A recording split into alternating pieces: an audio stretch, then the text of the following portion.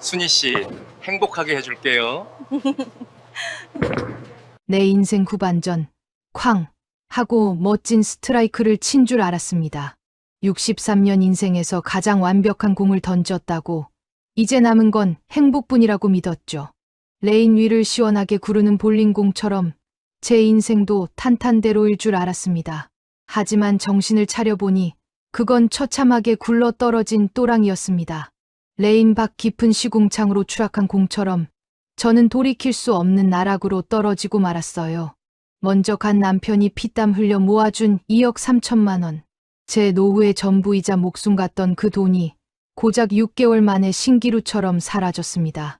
50대 초반의 그 남자, 현수는 제 손을 잡고 다정하게 속삭였었죠. 순희 씨, 우리 남은 인생 함께해요. 내가 당신 인생 스트라이크 칠 수 있게 해줄게요. 저는 그 말을 믿었습니다. 아니, 믿고 싶었습니다. 4년의 외로움은 뼈에 사무치게 시렸고 혼자 늙어간다는 공포가 너무나 컸으니까요. 지금 이 순간 텅 빈 통장을 부여잡고서야 깨달았습니다. 제가 던진 건 희망의 스트라이크가 아니라 인생 최악의 또랑이었다는 것을요.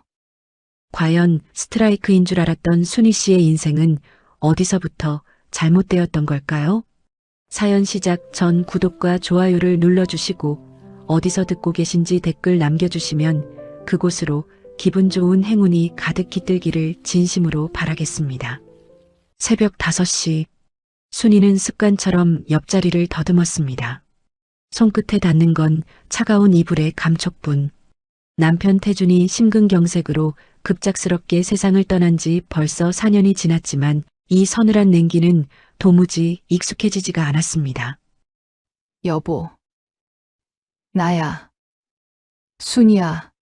고마웠어. 미안해. 나 먼저 가서 남은 시간 당신 하고 싶은 거 하면서 살아. 응급실에서 남긴 그 짧은 유언 한마디가 남편과의 마지막이 될 줄은 꿈에도 몰랐습니다. 43년의 세월이 멈추는 데는 그리 오랜 시간이 걸리지 않았죠. 남편이 떠나고 한 달 뒤 통장에 2억 3천만 원이 찍혔습니다. 평생 떡볶이 장사를 하며 10원 한 장 아껴 쓰던 남편이 자신의 목숨값으로 남겨준 사망보험금이었습니다. 여보, 나 혼자 두고 돈만 남겨주면 다야? 이 돈 가지고 나보고 어쩌라고. 사람들은 2억 3천이면 노후 걱정 없겠다고 부러워했지만 순이에게 그 돈은 그저 숫자에 불과했습니다. 돈은 밥을 같이 먹어주지도 밤에 무섭지 않게 안아주지도 않았으니까요. 1년, 2년. 시간이 지날수록 찾아오는 건 잊혀짐이 아니라 사무치는 외로움이었습니다. 아들들의 발길도 뜸해질 무렵 거실에 멍하니 앉아있는 순이에게 전화 한 통이 걸려왔습니다. 순이야, 너 집에만 있지 말고 나랑 볼링장 안 갈래? 너 대학 때 볼링 좀 쳤다며. 거기서 남편도 만났다면서. 몸이 기억할 텐데 나랑 같이 동호회 가서 몸 좀 풀자. 응. 친구 정수기의 그 전화가 닫혀있던 순이의 방문을 그리고 굳게 닫힌 마음의 빗장을 여는 열쇠가 될 줄은 그때는 미처 몰랐습니다. 볼링? 정숙의 말에 순이의 가슴 한구석이 쿵 하고 내려앉았습니다. 볼링. 그 단어를 듣는 순간 까마득히 잊고 지냈던 40여 년 전의 기억이 파노라마처럼 스쳐 지나갔습니다. 풋풋했던 대학 시절 촌스러운 볼링화 끈을 묶어주며 자세가 좋다고 칭찬해주던 복학생 오빠 태준. 그가 던진 공이 핀을 쓰러뜨릴 때마다 환호하던 젊은 날의 자신이 떠올랐습니다. 그래. 그이랑 처음 손잡았던 곳도 볼링장이었지. 낯선 사람들과 어울리는 건 두려웠지만 남편과의 추억이 서린 그곳이라면 왠지 괜찮을 것 같다는 생각이 들었습니다. 정수가, 나 같은 늙은이가 가도 괜찮을까? 손 놓은 지가 수십 년인데. 무슨 소리야? 우리 동호회는 운동 삼아 살살 치는 곳이야. 선수 나갈 것도 아닌데 뭐. 다들 우리 또래고 분위기도 좋아. 한 번만 나와봐. 집에만 있으면 진짜 병난다. 정수기의 말에 순이는 조금씩 마음이 움직이기 시작했어요. 누군가와 함께 새로운 곳에 가서 새로운 사람을 만난다는 것, 그 생각만으로도 가슴 한편이 두근거렸습니다. 태준이가 떠난 후로 순이는 늘 집안에만 머물렀어요. 장을 보러 나가는 것 말고는 특별히 갈 곳도 만날 사람도 없었거든요. 하지만 이제는 뭔가 달라져야 할 것 같았습니다. 알았어. 정수가. 한번 나가볼게. 전화를 끊고 나서 순이는 오랜만에 옷장을 열어봤어요. 태준이가 몇 년 전 결혼기념일 선물로 사줬던 연보라색 볼링복이 옷장 안쪽에 고이 접혀 있었습니다. 그 옷을 꺼내 들고 순이는 한참을 멍하니 서 있었어요. 연보라색 볼링복을 입고 태준이와 함께 볼링장에 갔던 날이 떠올랐거든요. 태준이는 순이가 공을 잘못 던져도 괜찮다며 웃어주곤 했습니다. 여보, 천천히 해. 급할 거 없어. 오늘은 운동이 목적이지 점수가 목적이 아니잖아. 그때 태준이가 건네던 물병과 따뜻한 미소가 아직도 선합니다. 순이는 연보라색 볼링복을 가슴에 꼭 안고 눈물이 핑 돌았어요. 하지만 오늘은 울지 않았습니다. 대신 이 옷을 다시 입고 볼링장에 가겠다고, 혼자가 아니라 사람들과 함께 가겠다고 마음먹었죠. 태준이의 마지막 말처럼 이제는 하고 싶은 것을 하면서 살아보겠다고 다짐했습니다. 며칠 후 순이는 아침 일찍 일어나 샤워를 하고 태준이가 사준 연보라색 볼링복을 꺼내 입었어요. 거울 앞에 서서 모습을 보니 생각보다 나쁘지 않았습니다. 오랜만에 화장도 조금 하고 머리도 단정하게 빗었어요. 순이는 설레는 마음을 안고 집을 나섰죠.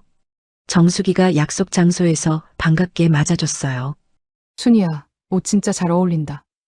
오늘 같이 볼링 치면 기분 진짜 좋을 거야. 정수기의 말에 순이는 수줍게 웃으며 고개를 끄덕였습니다. 볼링장 안은 밝은 표정으로 인사를 나누는 사람들로 활기가 넘쳤죠.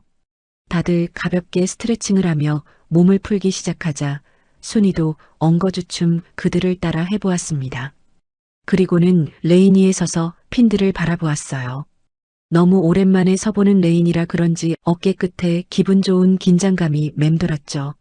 하지만 곁에서 살갑게 말을 걸어주는 정수기와 주변 사람들의 따뜻한 배려 덕분에 팽팽했던 긴장은 이내 눈 녹듯 가라앉았어요. 나란히 놓인 공들 사이에서 자신에게 맞는 무게를 고르던 찰나 문득 태준의 얼굴이 스쳐 지나갔습니다. 예전에는 순이가 공을 던질 때마다 태준이 항상 뒤에서 든든하게 응원해주곤 했었죠. 오늘은 비록 그가 곁에 없지만 순이는 더 이상 그의 손을 빌리지 않고도 스스로 해낼 수 있다는 것을 증명하고 싶었어요. 공을 집어들고 레인 앞에 섰을 때 순이는 깊게 숨을 들이마셨어요. 공의 무게가 손에 익숙하게 느껴졌고 태준이의 목소리가 귓가에 들리는 것만 같았습니다. 여보, 집중해서 핀 중앙을 봐. 그리고 자연스럽게 던져. 순이는 공을 던졌습니다. 공은 레인을 따라 굴러가 핀 5개를 쓰러뜨렸어요. 와, 괜찮은데요? 오랜만이라고 하셨는데 실력 좋으시네요. 옆에서 누군가 말을 걸었습니다. 순이가 고개를 돌리니 50대 초반쯤 돼 보이는 남자가 환하게 웃고 있었어요. 순이는 순간 가슴이 철렁했어요. 그 미소가, 그 눈빛이 태준이를 떠올리게 했기 때문입니다. 감사합니다. 오랜만이라 긴장되네요. 저는 강현수라고 합니다. 이 동호회에서 총무를 맡고 있어요. 앞으로 자주 뵙게 될 것 같네요. 현수는 자연스럽게 자기소개를 했어요. 순이는 그의 밝은 표정을 보며 왠지 모르게 마음이 편안해지는 걸 느꼈습니다. 그렇게 순이는 인생 후반전에 첫 공을 던졌습니다. 그리고 그 공이 어디로 굴러갈지 자신은 아직 몰랐어요. 볼링 동호회에 나간 지 한 달이 지났습니다. 순이는 일주일에 2번씩 정수기와 함께 볼링장에 나갔고 그 시간이 점점 기다려지기 시작했어요. 집에 혼자 있을 때의 그 막막함과 외로움이 볼링장에 있을 때만큼은 조금 덜했습니다. 동호회 사람들도 순이를 따뜻하게 맞아줬어요. 동호회 사람들은 대부분 비슷한 연배였습니다. 건강을 챙기러 나온 사람, 은퇴 후 적적함을 달래려 나온 사람, 혹은 그저 웃고 떠들 친구가 필요해서 나온 사람까지 각양각색이었죠. 사별이나 이혼으로 혼자 된 분들도 덜어 있었지만 다들 밝은 얼굴로 공을 굴리고 있었습니다. 겉모습은 활기차 보였지만 그 웃음 뒤에는 어딘가 모르게 서로의 빈자리를 채워주려는 끈끈한 정 같은 게 느껴졌어요. 그 중에서도 총무인 현수는 특히 친절했습니다. 그는 신입 회원들이 동호회에 잘 적응할 수 있도록 세심하게 챙겨줬고 순이에게도 여러 번 말을 걸어왔어요. 순희 씨, 그래도 꾸준히 나오시네요. 화이팅입니다. 네. 그래도 움직이니까 활력도 생기고 좋네요. 자세가 많이 좋아지셨어요. 처음보다 훨씬 안정적이에요. 현수는 순이의 볼링 자세를 보며 칭찬해줬습니다. 순이는 그의 말에 기분이 좋아졌어요. 누군가 자신을 봐주고 관심을 가져준다는 것만으로도 가슴이 따뜻해졌습니다. 2달째가 되자 현수는 조금 더 자주 순이에게 다가왔어요. 볼링을 칠 때 자세를 교정해주거나 쉬는 시간에 물을 건네주곤 했습니다. 순희 씨, 음료수 좀 드세요. 고마워요. 현수 씨. 현수는 항상 자연스럽고 부담 없는 태도였어요. 순이는 그의 친절이 단순히 총무로서의 의무라고 생각했습니다. 하지만 시간이 지나면서 현수의 관심이 조금씩 달라지는 게 느껴졌어요. 어느 날 볼링을 치다가 순이가 손목을 삐끗했습니다. 공을 던지는 순간 손목에 통증이 왔고 순이는 얼굴을 찌푸렸어요. 순희 씨, 괜찮으세요? 손목 삐끗하신 거예요? 현수가 급히 다가왔습니다. 그는 순이의 손목을 조심스럽게 잡고 살펴봤어요. 얼음찜질 해야겠어요. 잠깐만 기다리세요. 현수는 볼링장 카운터에서 얼음 주머니를 가져와 순이의 손목에 대주었습니다. 그의 손이 순이의 손목을 감싸는 순간 순이는 가슴이 두근거리는 걸 느꼈어요. 얼마 만에 느껴보는 남자의 손길인지 몰랐죠. 태준이가 세상을 떠난 후로 순이는 누군가의 따뜻한 손길을 느껴본 적이 없었어요. 집에 가서도 계속 찜질하세요. 내일 아프면 병원 가보시고요. 고마워요. 이렇게까지 해주시다니. 아니에요. 당연한 거죠. 순희 씨가 다치시면 제가 걱정되니까요. 현수의 말에 순이는 얼굴이 붉어지는 걸 느꼈습니다. 걱정된다는 그 짧은 한마디가 별거 아닌 것 같은데도 이상하게 순이의 가슴에 오래 남았습니다. 집으로 돌아오는 차 안에서 정수기가 물었습니다. 순이야, 현수 씨가 너한테 관심 있는 것 같지 않아? 무슨 소리야. 그냥 총무니까 챙겨주는 거겠지. 아니야. 내가 보기엔 다른 사람들한테는 안 그래. 너한테만 유독 더 신경 쓰더라. 정수기의 말에 순이는 가슴이 두근거렸지만 애써 무시하려 했어요. 자신에게 누군가 관심을 가져준다는 것이 믿기지 않았고 혹시라도 착각하는 게 아닐까 두려웠습니다. 그날 밤 순이는 손목에 파스를 붙이며 현수의 얼굴을 떠올렸어요. 그의 미소가, 그의 친절한 말투가 자꾸만 생각났습니다. 태준이와 닮은 그 미소가 순이의 마음을 흔들고 있었어요. 여보, 내가 이러는 게 맞는 걸까? 다른 남자를 생각하는 게. 순이는 태준이의 사진을 보며 중얼거렸습니다. 사진 속 태준이는 여전히 따뜻하게 웃고 있었지만 아무런 대답도 들려오지 않았어요. 일주일 후 동호회에서 회식이 있었습니다. 볼링을 치고 근처 식당으로 이동했어요. 순이는 정숙이 옆에 앉았고 맞은편에는 현수가 앉았습니다. 식사를 하며 사람들은 각자의 이야기를 나눴어요. 누군가는 자식 자랑을, 누군가는 손주 이야기를 했습니다. 순이는 조용히 듣고만 있었는데 현수가 말을 걸어왔어요. 순희 씨는 자녀분들이 몇 분이세요? 아들 둘 있어요. 다 결혼해서 따로 살고 있고요. 그럼 혼자 사시는 거예요? 현수의 물음에 순이는 잠시 망설이다가 고개를 끄덕였습니다. 네. 남편이 4년 전에 세상을 떠났어요. 아, 그러셨구나. 많이 힘드셨겠어요. 현수의 목소리에는 진심 어린 위로가 담겨 있었습니다. 순이는 그 말에 괜히 코끝이 찡해지는 걸 느꼈어요. 현수 씨는요? 가족이 어떻게 되세요? 저는 이혼했어요. 5년 전에요. 자식은 없고요. 그럼 혼자 사시는구나. 네. 처음엔 정말 힘들었어요. 집에 들어가도 아무도 없고, 밥 먹을 때도 혼자고. 그런데 시간이 지나니까 익숙해지더라고요. 현수는 쓸쓸하게 웃었습니다. 그 웃음 속에서 순이는 자신이 느끼던 외로움과 비슷한 무언가를 발견했어요. 혼자 사는 사람만이 아는 그 고독한 말이죠. 저도 그래요. 처음에는 정말 견딜 수가 없었는데, 이제는 좀 익숙해진 것 같아요. 그런데 순희 씨는 어떻게 저희 모임에 나오게 되신 거예요? 순이는 수줍게 웃으며 곁에 있는 정수기를 슬쩍 바라보았습니다. 사실은 정수기가 하도 가자고 끌고 나와서 겨우 용기 냈어요.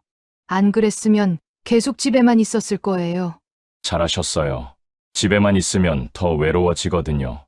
현수의 말에 순이는 고개를 끄덕였습니다. 그는 순이의 마음을 이해하는 것 같았어요. 식사를 마치고 밖으로 나올 때 현수가 순이에게 조심스럽게 물었습니다. 순희 씨, 혹시 괜찮으시면 다음 주에 커피 한잔 하실래요? 동호회 말고 따로요. 현수의 제안에 순이는 순간 당황했어요.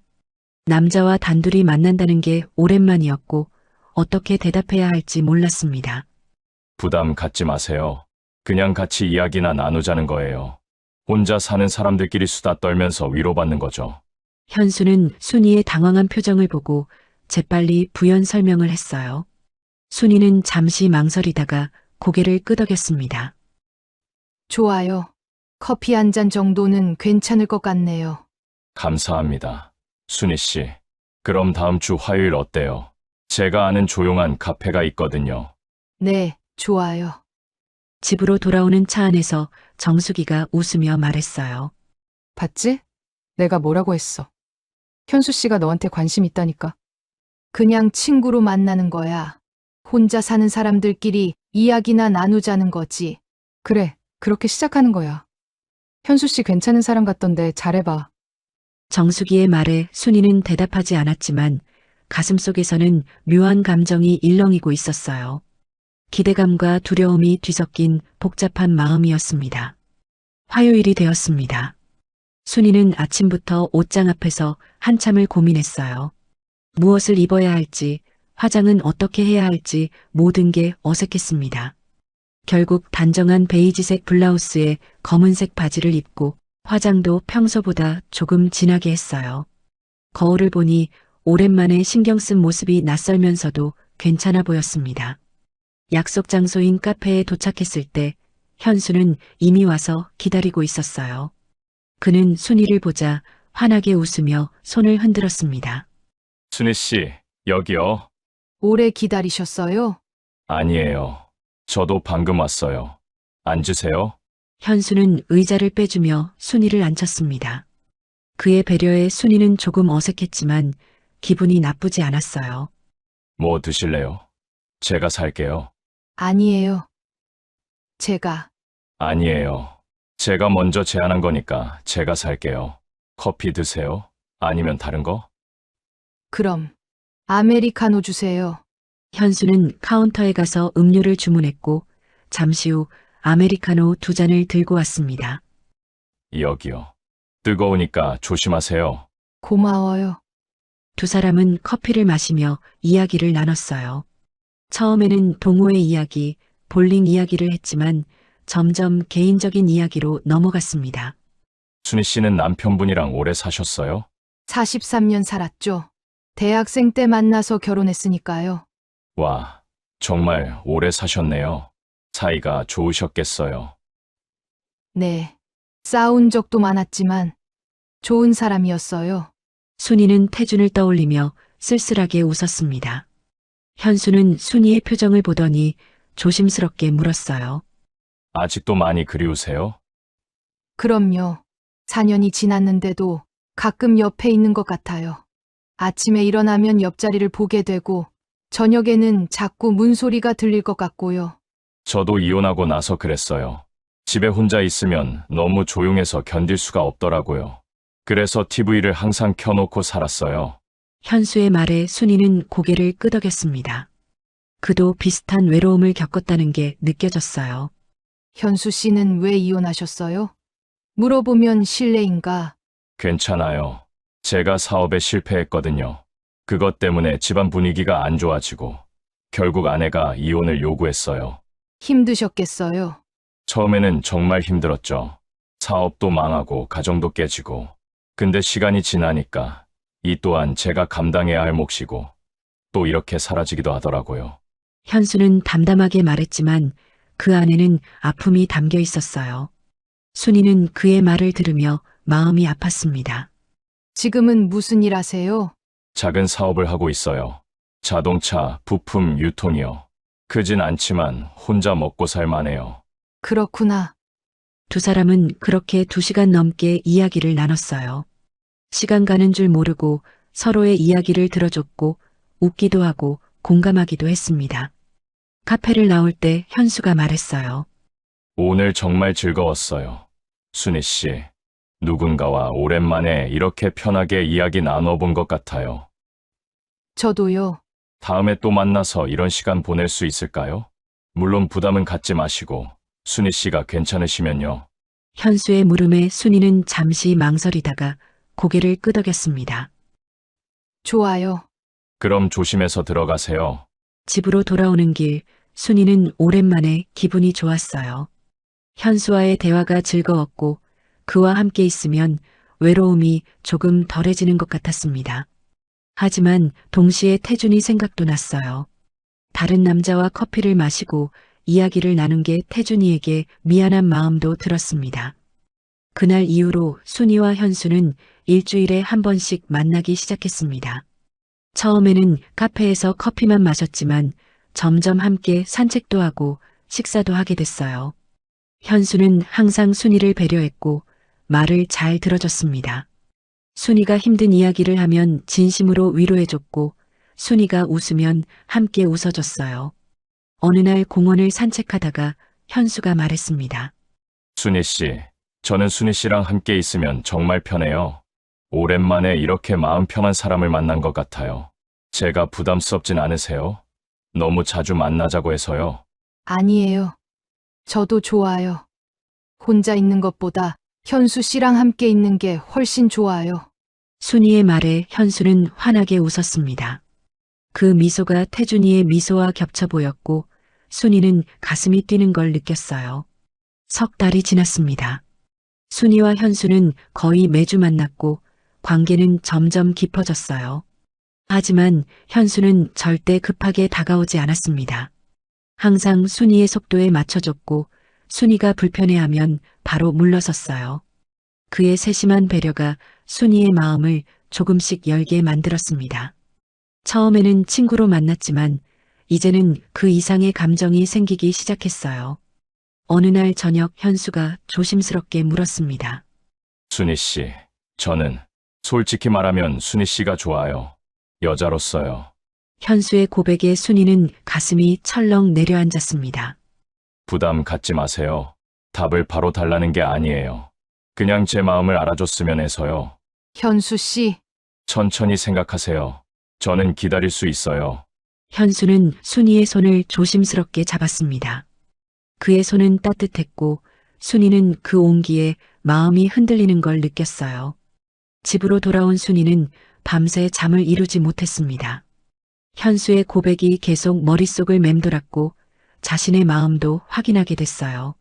순이도 현수가 좋았습니다. 그와 함께 있으면 외롭지 않았고 다시 살아있다는 느낌이 들었어요. 하지만 동시에 태준이에 대한 미안함도 컸습니다. 여보, 내가 다른 사람을 좋아하게 됐어. 미안해. 하지만 나도 너무 외로워. 순이는 태준이의 사진을 보며 눈물을 흘렸습니다. 태준이는 순이가 행복하길 바랐지만 정작 순이는 다른 사람을 좋아하게 된 자신이 너무 죄스러웠어요. 며칠 후 순이는 현수를 만났습니다. 그리고 조심스럽게 입을 열었어요. 현수 씨, 저도 현수 씨가 좋아요. 순이의 말에 현수의 얼굴이 환해졌습니다. 정말이에요? 네. 처음에는 친구로만 생각했는데 시간이 지나면서 현수 씨 없이는 안 될 것 같다는 생각이 들더라고요. 순희 씨, 현수는 순이의 손을 꼭 잡았습니다. 순이는 그의 손을 잡으며 새로운 시작을 다짐했어요. 하지만 순이는 아직 몰랐습니다.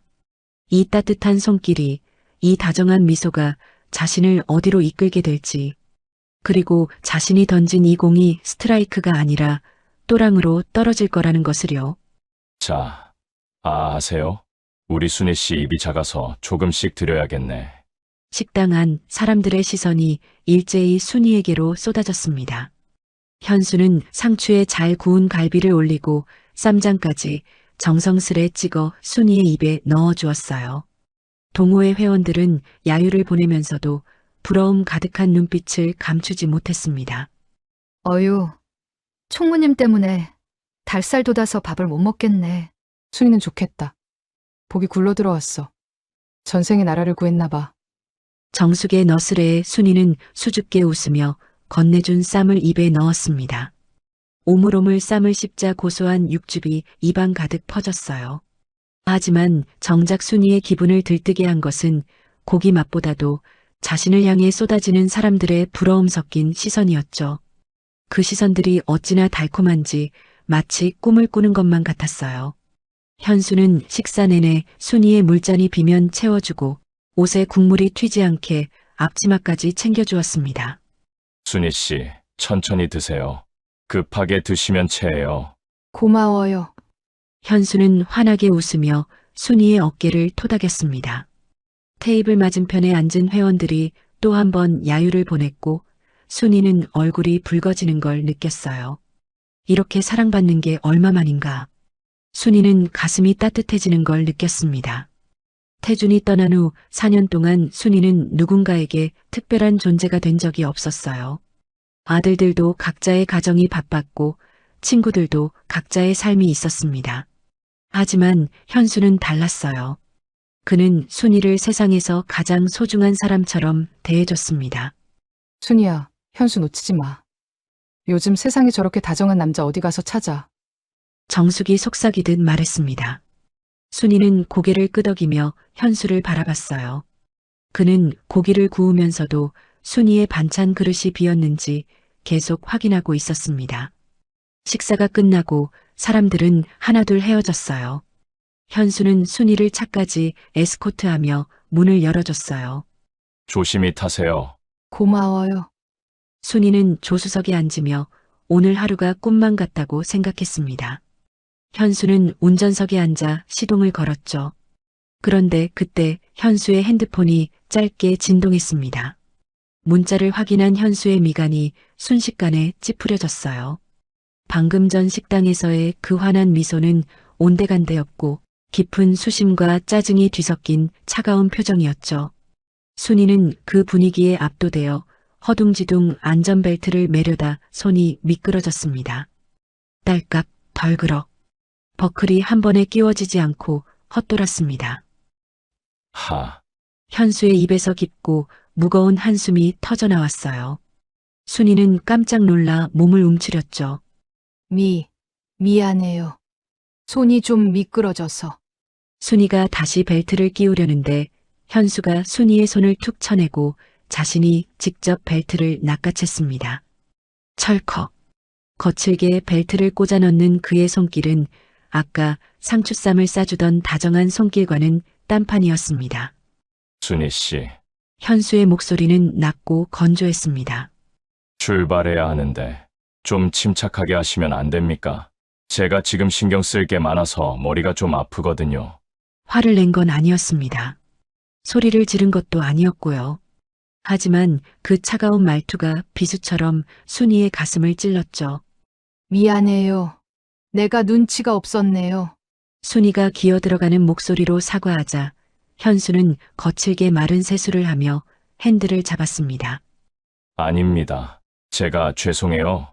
방금 거래처에서 문자가 왔는데 이번 대기업 계약 건 때문에 골치가 좀 아파서요. 자금이 꽉 막혀버리니까 사람이 예민해지네요. 이해해 주세요. 현수는 괴로운 듯 창밖을 바라보며 말끝을 흐렸습니다. 그 모습을 보자 순이의 마음속 불안감은 서운함에서 걱정으로 바뀌었습니다. 사업이 많이 힘든가? 돈 때문에 저렇게 사람이 변할 정도로? 많이 힘들어요? 내가 도울 일은 없고요. 순이의 조심스러운 물음에 현수는 피식하고 바람 빠지는 헛웃음을 지었습니다. 그러고는 순이를 물끄러미 바라보며 고개를 저었죠. 도우며, 순희 씨. 남편분이 평생 오냐오냐 해줘서 그런가. 세상 물정을 너무 모르시네. 이건 억 단위가 왔다 갔다 하는 전쟁터예요. 순희 씨처럼 곱게만 사신 분이 낄 판이 아니라고요.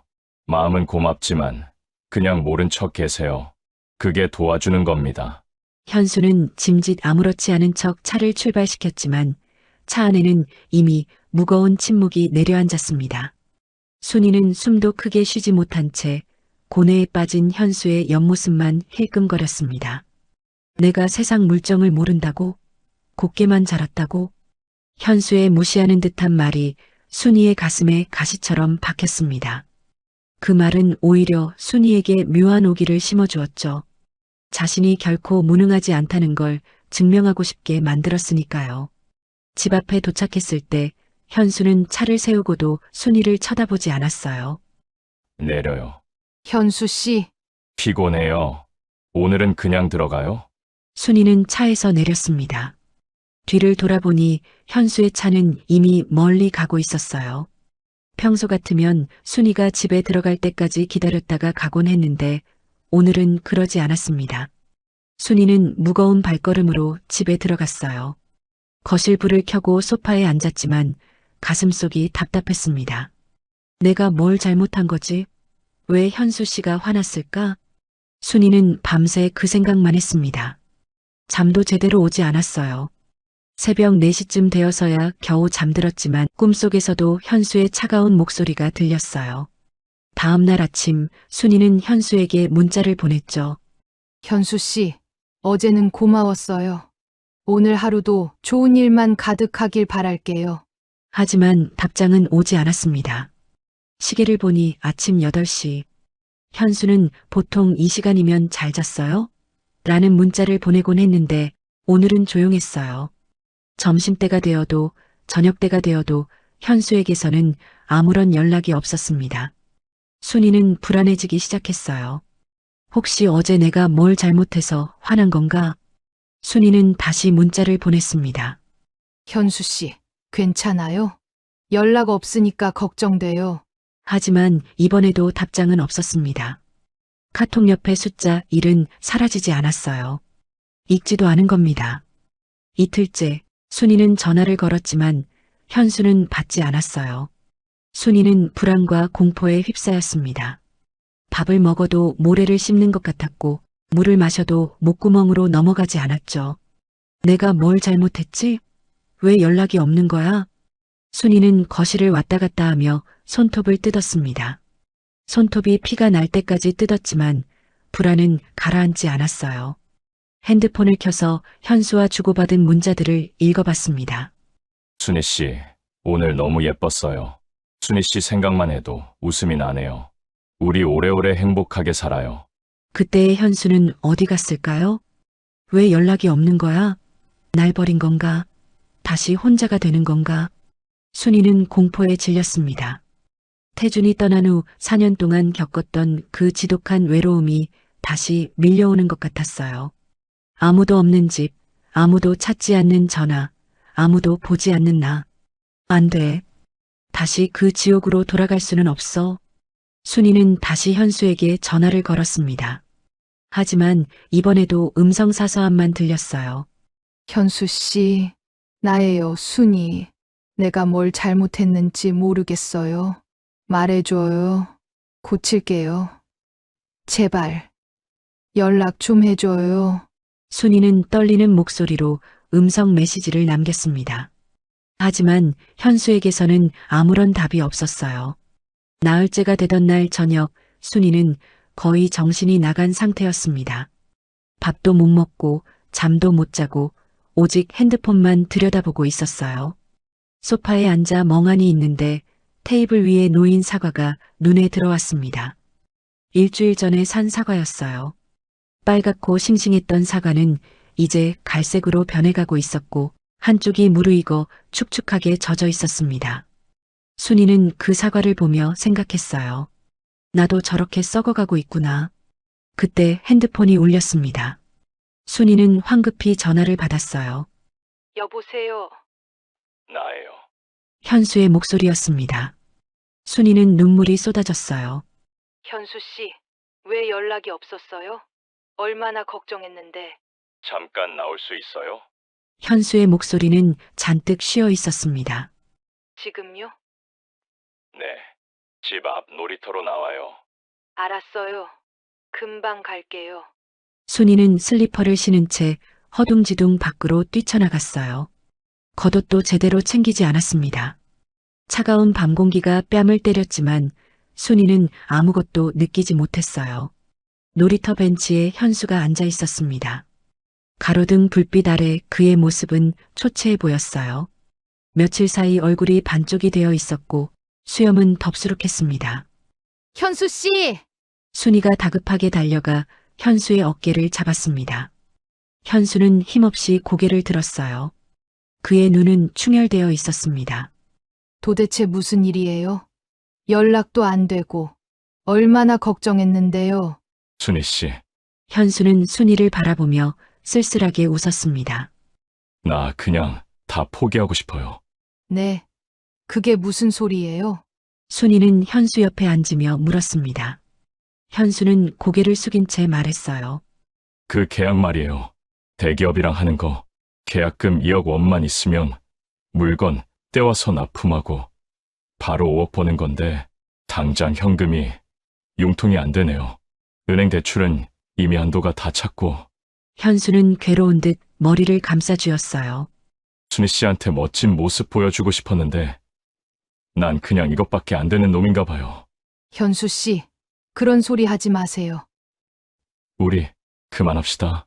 현수의 말에 순이의 심장이 철렁 내려앉았습니다. 뭐라고요? 나 같은 놈 만나서 순희 씨 고생하는 거 못 보겠어. 차라리 혼자 사는 게 나아요. 무슨 소리예요? 돈 때문에 헤어지다니요. 순이는 울먹이며 말했습니다. 현수는 고개를 저었어요. 순희 씨가 뭘 알아요? 남자가 능력 없으면 사랑도 사치인 거예요. 내가 지금 당장 부도나게 생겼는데 연애 노름이 눈에 들어오겠냐고요? 현수가 버럭 소리를 질렀습니다. 순이는 깜짝 놀라 움츠러들었지만 동시에 묘한 오기가 생겼습니다. 이 남자를 살려야 해. 이 남자가 웃어야 나도 사는 거야. 얼마가 필요한 건데요? 순이의 입에서 저도 모르게 말이 튀어나왔습니다. 현수는 잠시 멈칫하더니 힘없는 목소리로 말했어요. 2억 3천. 아니, 2억만 있어도 어떻게 막아볼 수 있는데 순희 씨가 그런 큰 돈이 어디 있겠어요? 됐어요. 잊어버려요. 2억 3천만 원. 순이의 등줄기에 소름이 돋았습니다. 그 돈은 태준이 남겨준 사망보험금, 순이의 노후 자금 전부와 정확히 일치하는 금액이었죠. 순이는 입술을 깨물었습니다. 태준의 얼굴이 떠올랐어요. 그 돈은 태준이 순이의 앞날을 위해 평생에 걸쳐 준비한 마지막 배려였습니다. 순이가 남은 인생만큼은 누구에게도 굽실거리지 않고 편하게 살기를, 특히 자식들에게 짐이 되지 않고 당당하게 살기를 바라는 마음으로 남긴 소중한 유산이었죠. 하지만 고개를 숙인 채 힘없이 앉아있는 현수를 보자 순이는 가슴이 미어졌어요. 그를 이대로 두면 당장이라도 자신을 떠날 것만 같았죠. 현수 씨마저 없으면 나는 다시 그 차가운 방으로 돌아가야 해. 순이는 생각만 해도 숨이 막혔습니다. 지난 4년 동안 겪었던 그 지독한 고독. 아무도 찾지 않는 방에서 무거운 침묵이 흐르는 핸드폰만 바라보던 나날들. 아무에게도 말을 걸지 못하고 하루를 보내던 그 지옥 같은 시간 속으로 다시는 돌아가고 싶지 않았습니다. 순이는 스스로를 설득하기 시작했습니다. 그래, 현수 씨가 사업만 잘 되면 다 갚을 수 있을 거야. 5억을 번다고 했잖아. 그럼 우리 정말 행복하게 살 수 있어. 하지만 머릿속에서는 태준의 목소리가 들려왔습니다. 순이야, 이건 내 노후 자금이야. 절대로 함부로 쓰면 안 돼. 동시에 현수의 차가운 목소리도 환청처럼 들렸습니다. 우리 그만합시다. 나 살기도 벅차네요. 두 목소리 사이에서 순이는 눈을 질끈 감았어요. 죽은 이의 당부보다 살아있는 이의 온기가 절실했던 순이는 마침내 결심한 듯 떨리는 입술을 뗐습니다. 현수 씨, 순이가 떨리는 목소리로 불렀어요. 내가 융통해 볼게요. 네? 현수가 고개를 들었습니다. 순이는 눈물을 닦으며 말했어요. 2억 3천만 원. 내가 가지고 있어요. 순희 씨, 남편이 남긴 보험금인데 현수 씨가 필요하다면 순이는 더 이상 말을 잇지 못했습니다. 현수는 순이를 빤히 바라보더니 갑자기 벌떡 일어났어요. 미쳤어요. 내가 어떻게 순희 씨 돈을 써요? 안 받아요. 현수가 버럭 소리를 질렀습니다. 순이는 깜짝 놀라 현수를 올려다봤어요. 순희 씨, 그건 돌아가신 남편분이 순희 씨 노후 자금으로 남긴 거잖아요. 내가 그걸 어떻게 받아요? 하지만 현수 씨가 힘들잖아요. 힘들어도 그건 제 문제예요. 순희 씨 돈까지 손대면 제가 사람이에요? 현수는 손사래를 치며 고개를 저었습니다. 순이는 당황했어요. 현수가 거절할 줄 몰랐습니다. 현수 씨, 그럼 어떡하려고요? 사업 망하면 어떡해요? 제가 알아서 해야죠. 순희 씨는 신경 쓰지 마세요. 현수는 돌아서려 했습니다. 순이는 황급히 현수의 팔을 붙잡았어요. 안 돼요. 현수 씨 무너지는 거 나 못 봐요. 순희 씨, 이제는 나 혼자 못 살아요. 현수 씨 없으면 못 살아요. 순이는 울면서 매달렸습니다. 현수는 곤란한 표정을 지으며 순이를 바라봤어요. 순희 씨, 진정하세요. 이 돈으로 사업 잘 되면 우리 정말 행복하게 사는 거예요. 약속해요. 제발 받아줘요. 하지만 내가 준다고 하잖아요. 왜 안 받는 거예요? 순이는 떼를 쓰듯 울었습니다. 현수는 한참을 망설이다가 마침내 한숨을 쉬며 고개를 끄덕였어요. 알았어요. 대신 조건이 있어요. 조건? 이건 빌리는 거예요. 사업 성공하면 바로 갚을게요. 이자까지 쳐서요. 이자라니요. 우리 사이에 계산적으로 그러지 마요. 난 이자 같은 거 필요 없어요. 현수 씨만 다시 일어서면 돼요. 안 돼요. 공과 사는 확실히 해야죠. 순희 씨 돈을 함부로 받을 수 없어요. 꼭 이자까지 갚을 겁니다. 현수는 진지하게 말했습니다. 순이는 그의 모습에 안도했어요. 역시 현수는 양심 있는 사람이었습니다. 알았어요. 그럼 그렇게 해요.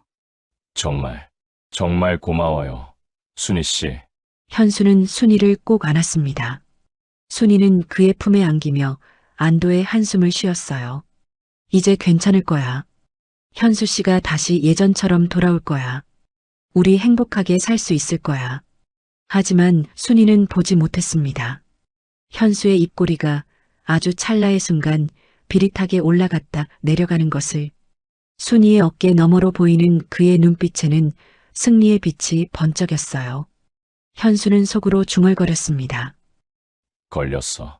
이렇게 쉬울 줄이야. 순이는 이미 또랑을 향해 굴러가기 시작한 자신의 인생을 붙잡지 못하고 있었습니다. 다음 날 아침 순이는 일찍 잠에서 깼습니다. 아니, 사실 한숨도 자지 못했어요. 장롱 깊숙한 곳, 태준의 겨울 코트 주머니 속에 숨겨두었던 통장과 도장을 꺼내야 했으니까요. 오래된 장롱문을 열자 나프탈렌 냄새와 함께 태준의 채취가 섞인 묵은 냄새가 훅 끼쳐왔습니다. 순이는 떨리는 손으로 회색 코트 안주머니를 뒤졌어요. 손끝에 닿는 차가운 비닐의 감촉. 그 속에 태준이 남긴 2억 3천만 원이 든 통장이 들어 있었습니다. 여보, 내가 이거 잠시만 쓸게. 현수 씨가 5억으로 불려준다고 했어. 그러면 당신한테 더 좋은 제사상도 차려주고 우리 손주들 용돈도 펑펑 줄 수 있어. 딱 눈 한 번만 감아줘. 순이는 통장을 가슴에 품고 중얼거렸습니다. 마치 태준이 보고 있기라도 한 것처럼 변명을 늘어놓았죠. 그때였습니다. 갑작스러운 초인종 소리에 순이는 화들짝 놀라 통장을 등 뒤로 숨겼습니다. 이 아침에 누구일까? 인터폰 화면을 본 순이의 표정이 굳어졌습니다. 큰아들 민철이와 둘째 동철이었어요. 평소에는 명절 아니면 코빼기도 안 비치던 녀석들이 연락도 없이 이 시간에 들이닥친 겁니다. 누구세요? 엄마, 저 민철이에요. 문 좀 열어봐요. 아침부터 웬일이니? 일단 문 좀 열어봐요. 드릴 말씀 있어요. 민철의 목소리가 딱딱하게 굳어 있었습니다. 순이는 불길한 예감을 느끼며 통장을 안방 이불 밑에 급히 숨겨두고 현관문을 열었어요. 집 안으로 들어온 두 아들의 표정은 심각했습니다. 민철은 거실에 들어오자마자 주변을 훑어보았고 동철은 신발도 벗지 않은 채 현관에 서서 팔짱을 끼고 있었어요. 앉아라. 밥은 먹고 왔니? 순이가 애써 태연하게 물었지만 민철은 자리에 앉지도 않은 채 단도직입적으로 입을 열었습니다.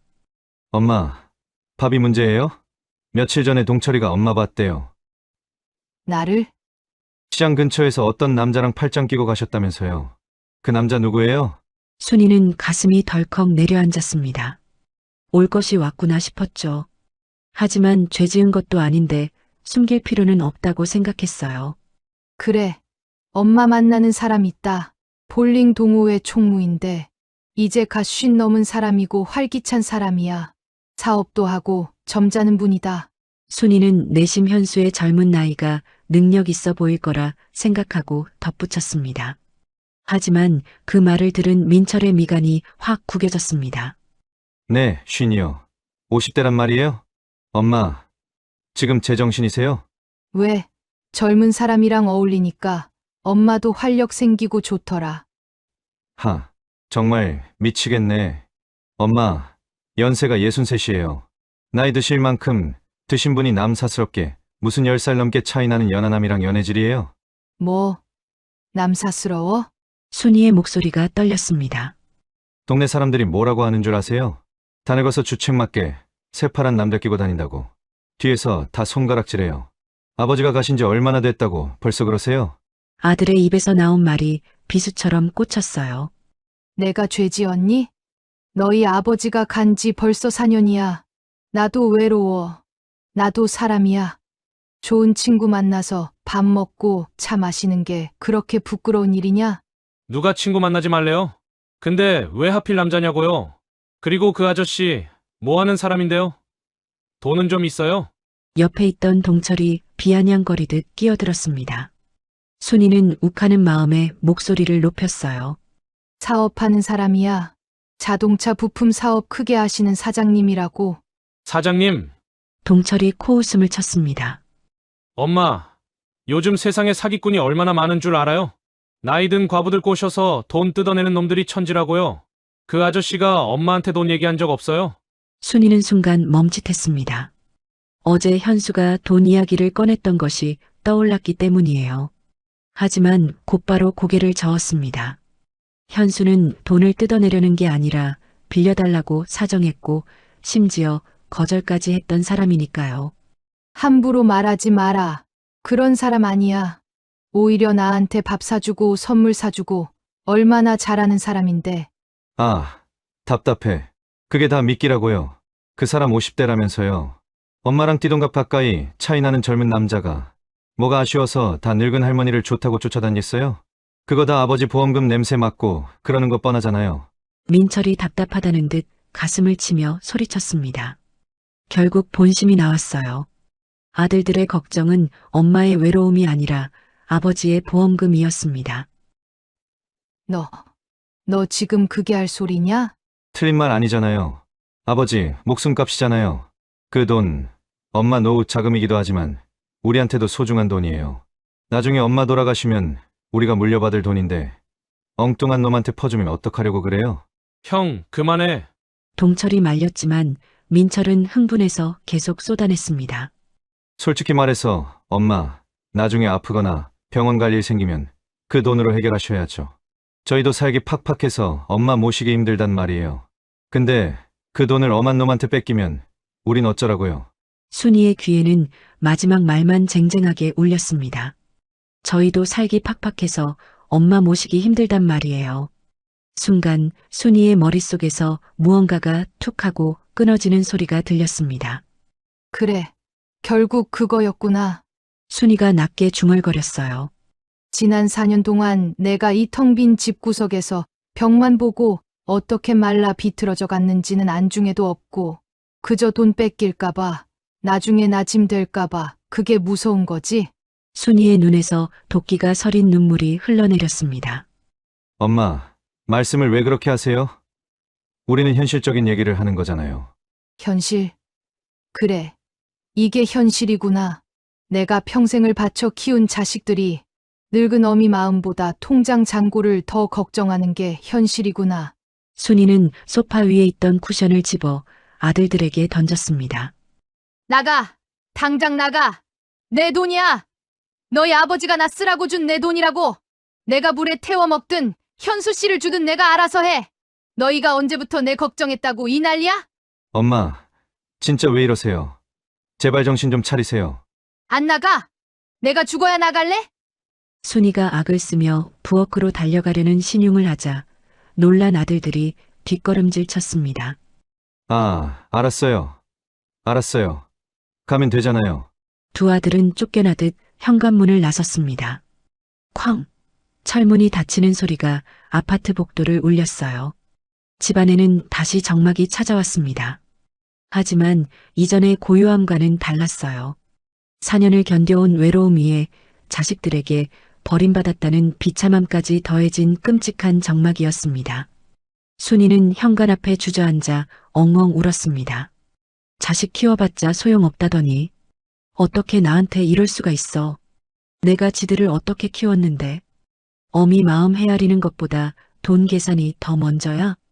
가슴이 찢어질 듯 아팠습니다. 태준이 너무나 그리웠고 동시에 자식들에 대한 원망이 사무쳤어요. 순이는 바닥에 주저앉은 채 한참을 울었습니다.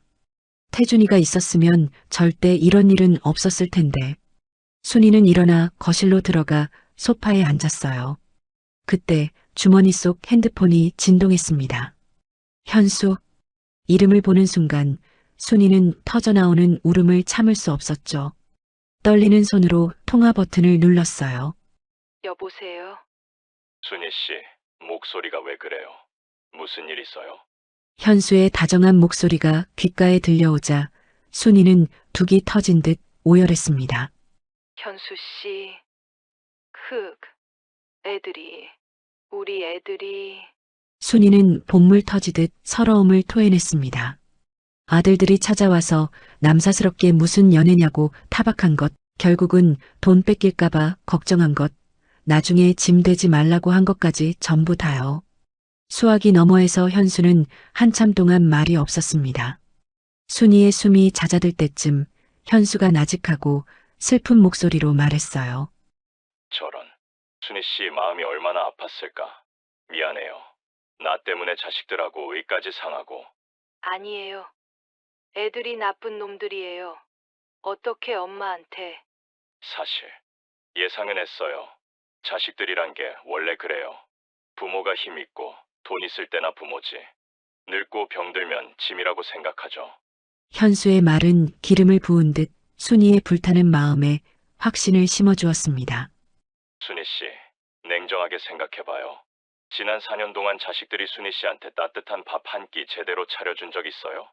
외롭다고 할 때 와서 말동무라도 해줬습니까? 없어요. 한 번도 없어요. 거봐요. 자식들은 엄마의 행복을 바라는 게 아니에요. 그냥 엄마 주머니에 있는 돈, 자기들이 나중에 가져갈 유산이 줄어들까 봐 저러는 겁니다. 저를 사기꾼 취급하는 것도 저 때문이 아니라 그 돈 때문인 거예요. 맞아요. 정말 그런 것 같아요. 순이는 입술을 깨물었습니다. 아들의 말이 다시금 떠올랐어요. 엉뚱한 놈한테 퍼주면 우린 어쩌라고요. 현수의 말이 구구절절 옳았습니다. 순희 씨, 지금 이 세상에 순희 씨 눈물 닦아줄 사람 누가 있습니까? 아들입니까? 아니면 저입니까? 현수 씨요. 현수 씨밖에 없어요. 그래요. 이제 순희 씨 지켜줄 사람 저 하나뿐이에요. 그러니까 우리 보란듯이 성공해요. 내가 그 돈으로 사업 성공시켜서 자식들 코앞에 보란듯이 떵떵거리게 해줄게요. 엄마 무시한 거 땅을 치고 후회하게 만들어 줍시다. 현수의 목소리는 힘이 있었고 확신에 차 있었습니다. 순이는 눈물을 닦으며 고개를 끄덕였어요. 네, 현수 씨. 현수 씨 말대로 할게요. 우리 꼭 성공해요. 고마워요. 날 믿어줘서. 지금 바로 갈게요. 순희 씨 좋아하는 초밥 먹으러 가요. 울지 말고 기다려요. 알았죠? 네. 전화를 끄는 순이는 안방으로 들어갔습니다. 이불 밑에 숨겨두었던 통장을 다시 꺼내 들었어요. 조금 전까지만 해도 일말의 망설임이 있었습니다. 태준에게 미안한 마음이 있었죠. 하지만 이제는 아니었어요. 아들들의 모진 말이 오히려 기폭제가 되었습니다. 그래, 두고 봐라. 내가 이 돈 불려서 떵떵거리면서 잘 살 거다. 너희 도움 따위 필요 없어. 순이는 거울을 보며 화장이 번진 얼굴을 닦아냈습니다. 현수를 만나고 곧장 은행으로 갈 생각이었습니다. 1시간 후 현수가 집 앞에 도착했습니다. 순이는 허둥지둥 현관문을 열고 나갔어요. 현수는 순이를 보자마자 꼭 안아줬습니다. 많이 힘드셨죠? 네. 괜찮아요. 이제 제가 다 지켜줄게요. 현수의 품에 안긴 순이는 안도의 한숨을 쉬었습니다. 이 세상에 자신의 편은 현수밖에 없다는 생각이 들었어요. 초밥 먹으러 갈까요? 아니요. 은행 먼저 가요. 빨리 돈 찾아서 현수 씨 드릴게요. 아니에요. 밥부터 먹어요. 순희 씨 기분 좀 풀고 가요. 현수는 순이의 손을 잡고 차로 향했습니다. 하지만 순이는 고개를 저었어요. 아니에요. 은행부터 가요. 빨리 끝내고 싶어요. 괜찮겠어요? 네. 빨리 가요. 현수는 잠시 망설이다가 고개를 끄덕였습니다. 알겠어요. 그럼 은행 먼저 가죠. 두 사람은 차에 올라 은행으로 향했어요. 순이는 창밖을 바라보며 생각에 잠겼습니다. 이제 정말 돌이킬 수 없는 선을 넘는구나. 하지만 괜찮아. 현수 씨가 있잖아. 은행이 가까워지자 운전대를 잡은 현수의 표정이 사뭇 진지해졌습니다. 그는 차를 세우기 직전 순이의 손을 잡으며 낮은 목소리로 당부했죠. 순희 씨, 내 말 잘 들으세요. 요즘 은행들 보이스피싱 때문에 고액 인출 안 해주려고 기를 써요. 직원들이 꼬치꼬치 캐물을 겁니다. 돈 어디다 쓰냐? 누구 주냐 하면서요. 그럼 뭐라고 해요? 사실대로 사업 자금이라고. 안 돼요. 절대 안 돼요. 현수가 정색하며 말을 잘랐습니다. 제 얘기 나오면 은행에서 당장 경찰 부르고 난리 날 거예요. 그러면 오늘 돈 못 찾아요. 제 사업도 끝장이고요. 그냥 집 리모델링 공사 비용이라고 하세요. 아니면 친척 땅을 사기로 했다고 하시던가요. 알았죠? 저 모르는 사람처럼 행동하셔야 해요. 순이는 덜컥 겁이 났지만 현수의 절박한 눈빛을 보니 고개를 끄덕일 수밖에 없었어요. 알았어요. 그렇게 할게요. 은행 창구 앞 순이는 떨리는 손으로 통장을 내밀었습니다. 이거 전액 현금으로 찾아주세요. 직원은 통장의 잔액을 확인하더니 눈이 휘둥그레졌어요. 약 3천만 원 전액을 현금으로요. 고객님, 요즘 고액 현금 인출은 절차가 까다롭습니다. 혹시 어디에 쓰시는 건지 여쭤봐도 될까요? 경찰이나 검찰 사칭 전화 받으신 건 아니시죠? 직원의 날카로운 질문에 순이의 심장이 쿵쿵 뛰었어요. 멀리서 잡지를 보는 척 서 있는 현수의 뒷모습이 보였죠.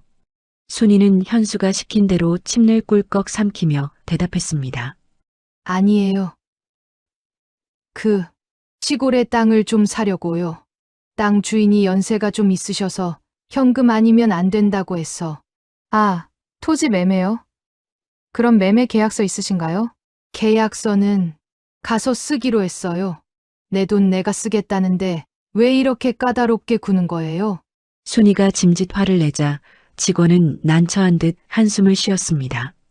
결국 지점장이 나와서 몇 가지 문답서를 작성하게 한 뒤에야 인출이 승인되었죠.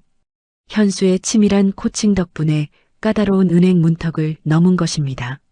고생하셨어요. 순희 씨, 정말 잘하셨어요. 그의 칭찬 한마디에 순이는 긴장이 풀리며 다리에 힘이 풀렸습니다. 두 사람은 곧바로 현수의 사무실로 향했어요. 시내 외곽의 낡은 건물, 2층 사무실은 생각보다 초라했습니다. 책상 하나와 의자 몇 개가 전부였죠. 임대료 아끼느라 좀 좁죠? 앉으세요. 계약서 확실히 써야죠. 현수는 능숙하게 컴퓨터로 차용증을 뽑아왔습니다. 1년 후 원금 2억 3천만 원의 이자 7천만 원을 더해 총 3억 원을 상환한다. 3억? 순이가 놀란 눈으로 쳐다보자 현수가 어깨를 으쓱하며 생색내듯 말했습니다. 제가 이번 계약 성사되면 순수익만 5억 떨어진다고 했잖아요. 저 믿고 투자해준 순희 씨한테 섭섭지 않게 챙겨드려야죠. 원금의 이자 7천만 원 더해서 딱 3억. 깔끔하죠? 3억? 그 숫자를 보는 순간 순이의 눈이 번쩍 뜨였습니다.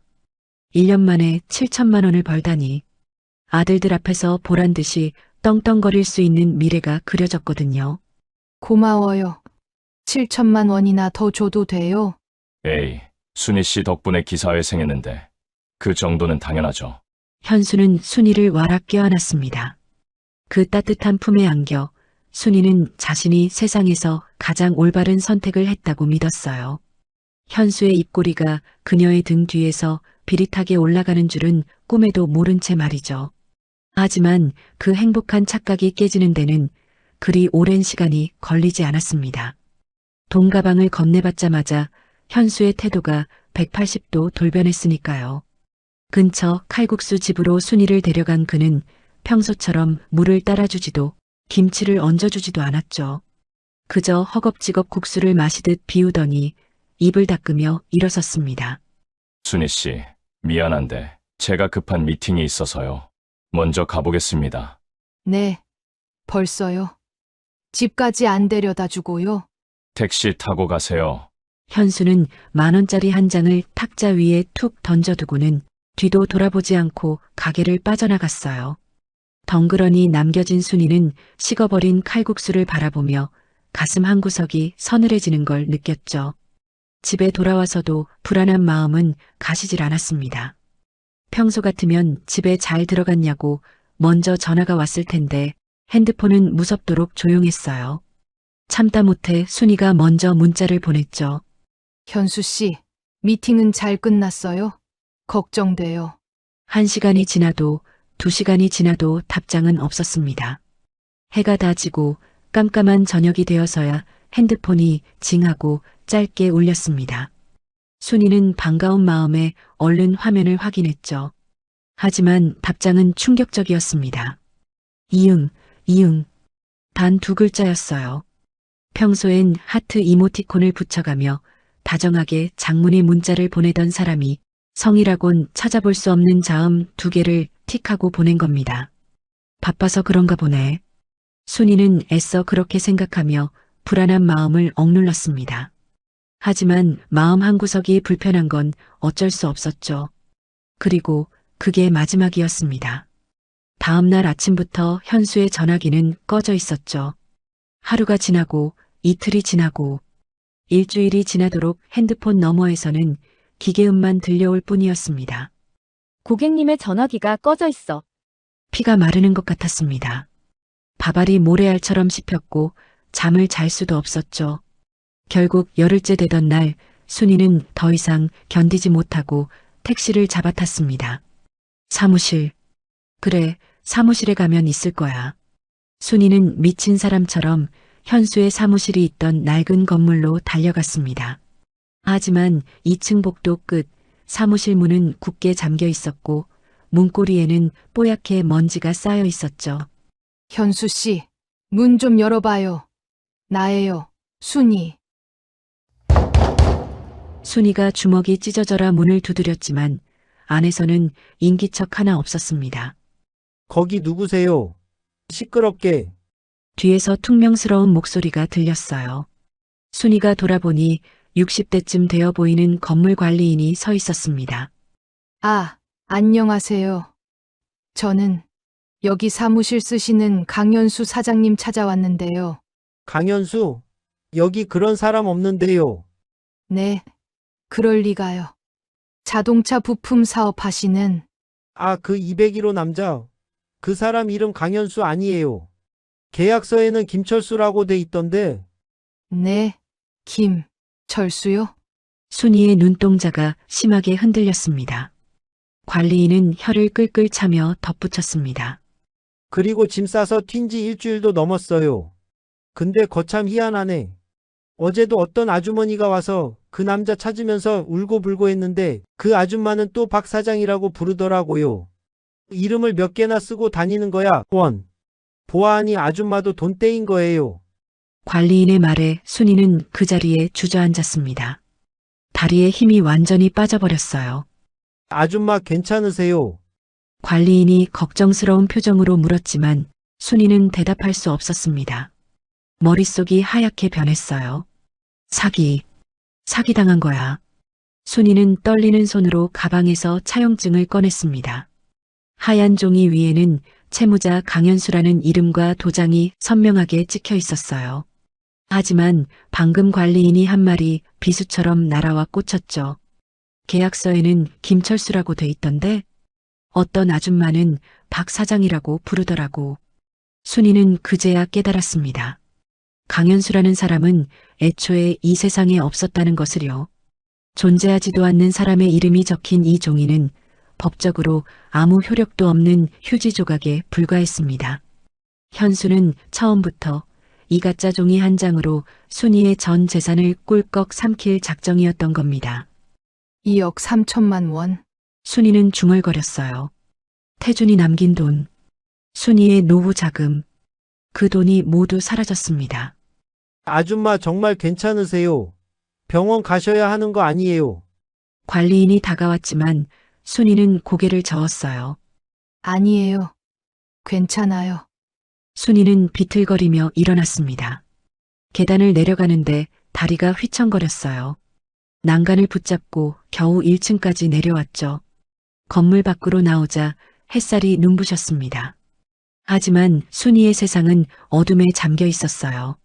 순이는 길거리에 서서 멍하니 앞을 바라봤습니다. 사람들이 바쁘게 지나갔지만 순이는 움직일 수가 없었어요. 어떡하지? 이제 어떡하지? 핸드폰을 꺼내 현수에게 전화를 걸었습니다. 하지만 여전히 연결되지 않았죠. 고객님의 전화기가 꺼져 있어 음성 사서함으로 연결됩니다. 순이는 주저앉아 울고 싶었지만 눈물조차 나오지 않았습니다. 너무 큰 충격에 감정이 마비된 것 같았어요. 한참을 서 있다가 순이는 택시를 잡아타고 집으로 돌아왔습니다. 집에 들어서자 텅 빈 거실이 보였어요. 순이는 소파에 주저앉았습니다. 탁자 위에는 태준의 사진이 놓여 있었어요. 순이는 사진을 집어들고 한참을 바라봤습니다. 여보. 미안해. 내가 잘못했어. 당신이 남긴 돈을 다 날렸어. 순이는 사진을 가슴에 안고 울기 시작했습니다. 이제야 눈물이 쏟아졌어요. 미안해. 정말 미안해. 나 어떡하면 좋아. 순이는 밤새 울었습니다. 아침이 되어도 눈물은 마르지 않았어요. 현관문을 열고 나가려다가 다시 돌아왔습니다. 어디로 가야 할지, 누구에게 말해야 할지 알 수 없었어요. 아들들에게 전화를 걸까 생각했지만 그들의 얼굴이 떠올랐습니다. 엉뚱한 놈한테 퍼주면 우린 어쩌라고요. 그 말이 귓가에 맴돌았어요. 말할 수 없어. 아들들한테는 절대 말할 수 없어. 순이는 핸드폰을 내려놓고 다시 소파에 주저앉았습니다. 가슴이 너무 아파서 숨을 쉴 수가 없었어요. 그렇게 순이는 혼자 집에 갇혀 있었습니다. 밥도 먹지 않고 물도 마시지 않고 그저 소파에 앉아 멍하니 앞만 바라봤죠. 사흘이 지났습니다. 순이는 창문도 열지 않았고 불도 켜지 않았어요. 그저 태준의 사진만 바라보며 중얼거렸습니다. 여보. 나 어떡하면 좋아. 이제 어떻게 살아. 순이는 인생에서 가장 깊은 나락으로 떨어져 있었어요. 나흘째 되던 날 아침 순이는 겨우 소파에서 일어났습니다. 몸이 천근만근 무거웠고 머리는 지끈거렸어요. 거울을 보니 눈은 퉁퉁 부어 있었고 얼굴은 핏기 하나 없이 창백했습니다. 이러고 있을 수는 없어. 경찰에 신고해야 해. 순이는 옷장을 뒤져 모자와 마스크를 꺼냈습니다. 동네 사람들에게 얼굴을 보이고 싶지 않았어요. 사기당한 바보 같은 모습을 누구에게도 들키고 싶지 않았죠. 모자를 깊이 눌러 쓰고 마스크를 착용한 순이는 집을 나섰어요. 버스를 타고 경찰서로 향했죠. 경찰서에 도착하자 민원실 앞에 사람들이 줄을 서 있었습니다. 순이는 번호표를 뽑고 의자에 앉아 기다렸어요. 1시간쯤 지나자 순이의 번호가 불렸습니다. 순이는 떨리는 목소리로 대답하고 창구로 다가갔어요. 젊은 남자 경찰관이 앉아 있었죠. 무슨 일로 오셨어요? 저 사기를 당했어요. 사기요. 어떻게 당하셨는지 말씀해 주실 수 있나요? 순이는 가방에서 차용증을 꺼내 경찰관에게 건넸습니다. 경찰관은 차용증을 훑어보더니 건조하게 물었어요. 피해자랑은 무슨 관계십니까? 지인이세요? 그게 서로 좋아하는 연인 사이였습니다. 재혼까지 생각했고요. 순이의 대답을 듣자마자 경찰관이 깊은 한숨을 내쉬었습니다. 아주머니, 이거 전형적인 로맨스 스캠이네요. 로맨스 스캠이요? 네. 중장년층 여성분들에게 접근해서 연인처럼 행세하다가 돈 챙겨서 달아나는 사기 수법입니다. 요즘 이것 때문에 오시는 분들이 하루에도 몇 명씩 돼요. 경찰관은 태연하게 말했지만 순이는 얼굴이 화끈거렸습니다. 그럼 잡을 수 있나요? 글쎄요. 이 사람 이름이 진짜 이름인가요? 강현수인데 그게 진짜 이름인지는 확실하지가 않아요. 신분증 확인해 보셨어요? 아니요. 그냥 믿었어요. 경찰관은 컴퓨터를 두드리며 뭔가를 검색했습니다. 잠시 후 고개를 저었어요. 정확한 나이도 모르시고 주소도 모르시면 찾기 힘들어요. 전화번호는 있어요. 여기요. 순이는 핸드폰을 꺼내 현수의 번호를 보여줬습니다. 경찰관은 번호를 적어서 다시 검색했어요. 이것도 선불폰이네요. 대포폰일 가능성이 높아요. 대포폰이요? 네. 타인 명의로 개통한 휴대전화요. 이런 경우는 추적이 거의 불가능해요. 그럼 제 돈은 어떻게 돼요? 순이의 목소리가 떨렸습니다. 경찰관은 안타까운 표정을 지었지만 그 안타까움은 직업적인 것처럼 느껴졌어요. 솔직히 말씀드리면 아주머니 같은 경우는 하루에도 수십 건씩 들어와요. 다들 비슷해요. 친절한 남자 만나서 연애하다가 돈 빌려주고 그 사람은 잠적하고 근데 대부분 범인을 잡기가 쉽지가 않아요. 그럼 제 돈은 범인을 잡아도 이미 돈을 다 써버렸으면 돌려받기 힘들어요. 아주머니, 차용증도 법적 효력이 있는지 변호사랑 상담해 보셔야 할 거예요. 경찰관은 순이에게 서류 몇 장을 건넸습니다. 일단 피해 신고서 작성하시고요. 저희가 수사는 해보겠지만 큰 기대는 안 하시는 게 좋아요. 네. 순이는 떨리는 손으로 서류를 받았습니다. 경찰관은 다음 번호를 불렀고 순이는 의자로 돌아가 서류를 작성했어요. 피해 신고서에 사기당한 경위를 적으면서 순이는 눈물이 났습니다. 글씨가 흐릿하게 번졌지만 순이는 악착같이 서류를 다 작성했어요. 서류를 제출하고 경찰서를 나올 때 순이는 다리에 힘이 풀렸습니다. 경찰서 계단에 주저앉아 한참을 울었어요. 돈도 못 찾는다니. 그럼 나는 어떻게 살아? 지나가는 사람들이 순이를 쳐다봤지만 순이는 신경 쓸 겨를이 없었습니다. 세상이 온통 자신을 손가락질하는 것 같았어요. 저 할머니 봐. 나이 먹어서 남자한테 속았대. 어휴, 바보 같으니라고. 그 나이에 뭘 믿고. 귓가에 들리지 않는 목소리들이 순이를 짓눌렀습니다. 순이는 모자를 더 깊이 눌러 쓰고 일어났어요. 버스는 퇴근 시간의 인파로 붐볐습니다. 순이는 맨 뒷자리에 구겨지듯 앉아 창밖을 멍하니 응시했습니다. 사람들의 표정은 활기찼고 세상은 아무 일 없다는 듯 돌아가고 있었어요. 오직 순이의 세상만 멈춰버린 것 같았습니다. 그때였습니다.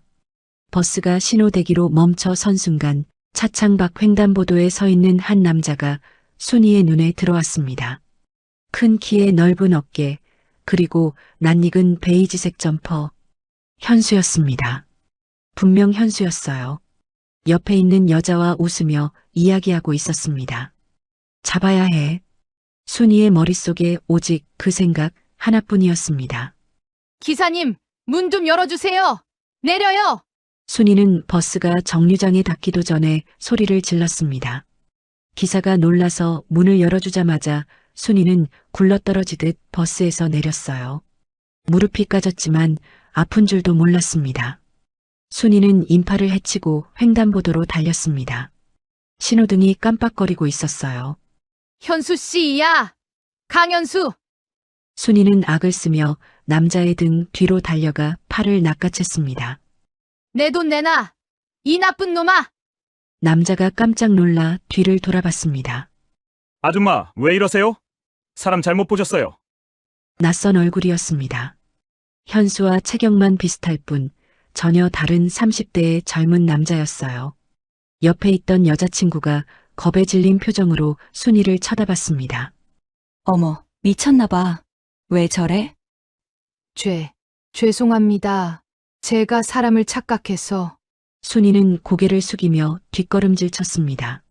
남자는 불쾌하다는 듯 어깨를 털어내며 가버렸어요. 순이는 횡단보도 한가운데 멍하니 서 있었습니다. 신호가 바뀌고 차들이 경적을 울려댔지만 발이 떨어지지 않았어요. 내가 미쳐가는구나. 헛것이 다 보이는구나. 순이는 비틀거리며 인도로 올라왔습니다. 수치심과 절망감이 동시에 밀려왔어요. 집에 도착했을 때는 이미 해가 져 있었습니다. 텅 빈 거실에 들어서자마자 정막이 순이를 덮쳤어요. 그때였습니다. 주머니 속에서 핸드폰이 진동했어요. 혹시 현수일까? 순이는 급히 핸드폰을 꺼냈죠. 민철, 큰아들이었습니다. 순이는 전화를 받을 수 없었어요. 전화가 끊어지고 곧 문자가 왔습니다. 엄마, 저번에 화내서 죄송해요. 밥은 드셨어요? 주말에 한번 뵈러 갈게요. 아들의 그 다정한 문자가 오히려 비수가 되어 가슴을 후벼 팠습니다. 오지 마라. 제발 오지 마. 내 엄마는 이제 껍데기만 남았어. 순이는 핸드폰 전원을 꺼버리고 소파에 던졌습니다. 배에서 꼬르륵 소리가 났습니다. 사흘을 굶은 몸이 비명을 지르고 있었어요. 죽고 싶은 마음과 살고 싶은 본능이 싸우는 자신이 혐오스러웠습니다. 순이는 부엌으로 갔습니다. 냉장고에는 며칠 전 먹다 남은 식은 밥이 굳어 있었어요. 그릇을 꺼내려는데 손이 심하게 떨렸습니다. 덜덜 떨리는 손가락이 말을 듣지 않았어요. 그릇이 바닥으로 떨어져 산산조각이 났습니다. 파편이 튀면서 순이의 발등을 스쳤고 붉은 피가 배어나왔어요. 하지만 순이는 아픔보다 서러움이 먼저 터졌습니다. 밥 한 끼 먹는 것도 내 맘대로 안 돼. 나는 밥 먹을 자격도 없어. 순이는 깨진 그릇 조각을 치우지도 않고 주저앉아 굳어버린 밥덩어리를 맨손으로 집었습니다. 유리 조각이 섞여 있을지도 모르는데 그냥 입으로 가져갔어요. 딱딱한 밥알을 씹으며 눈물을 흘렸습니다. 밥알과 눈물, 그리고 발등에서 흐르는 피비린내가 뒤섞였습니다. 태준아, 나 좀 데려가. 제발, 나 좀 데려가. 순이는 부엌 바닥에 엎드려 짐승처럼 울부짖었습니다. 그날 밤 순이는 치우지 못한 유리 조각들 사이에서 웅크린 채 잠이 들었죠. 일주일이 지났어요. 날카로운 초인종 소리가 순이를 깨웠습니다. 순이는 뻐근한 몸을 일으켰죠. 누구세요? 순이는 잠긴 목소리로 물으며 인터폰 앞으로 갔습니다. 화면에는 경비복을 입은 남자가 서 있었어요. 502호 사모님 계십니까? 관리실입니다. 아들은 아니었습니다. 순이는 안도의 한숨을 내쉬며 문을 열었어요. 무슨 일이세요? 문을 열자마자 관리실 직원이 곤란한 표정으로 서류를 내밀었습니다. 사모님, 이런 말씀드리기 죄송한데 관리비가 3개월째 미납되셔서요. 네, 3개월이나요? 순이는 깜짝 놀랐습니다. 현수를 만나는 동안 정신이 팔려 공과금 자동이체 통장의 잔고가 바닥난 것도 몰랐던 겁니다. 네. 이번 달까지 납부 안 되시면 단수 조치 들어갈 수도 있습니다. 그리고 전기세랑 가스비도 연체됐다고 고지서가 계속 오는데 확인 안 하셨어요? 직원의 목소리가 복도에 쩌렁쩌렁 울렸습니다. 마침 앞집 여자가 장바구니를 들고 나오다가 그 소리를 듣고 힐끔거렸어요. 어머, 500이요. 아줌마 돈 많다더니 관리비도 못 냈나 봐. 앞집 여자가 엘리베이터를 타며 수군거리는 소리가 들렸습니다. 순이의 얼굴이 불타는 고구마처럼 달아올랐어요. 평생 남에게 빚지고 산 적 없던 순이었습니다. 태준이 살아있을 땐 상상도 못할 수모였죠. 아, 네. 제가 깜빡했네요. 곧 낼게요. 꼭 좀 부탁드립니다. 저희도 위에서 닥달해서 곤란해요.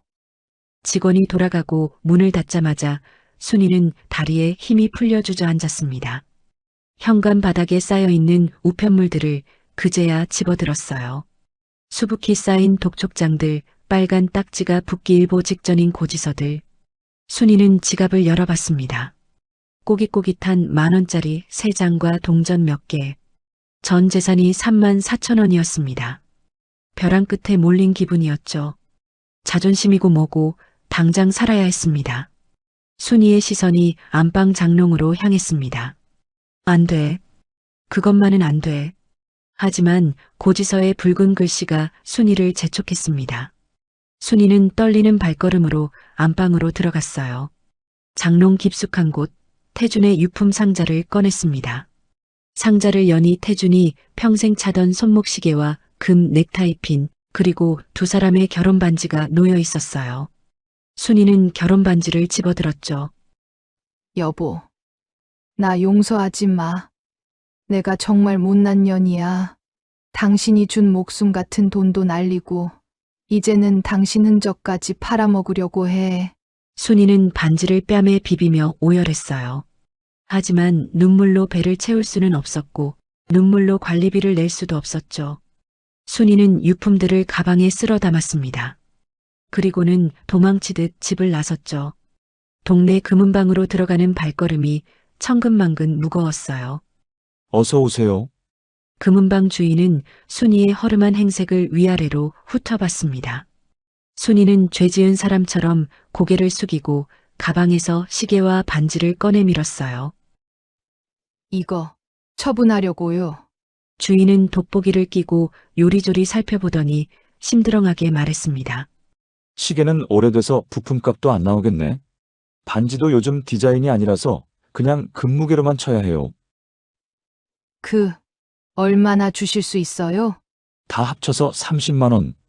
네, 30만 원이요. 이 시계만 해도 우리 애들이 200만 원 주고 산 건데, 그리고 이 반지는 아줌마, 중고잖아요. 살 때랑 팔 때랑 같아요?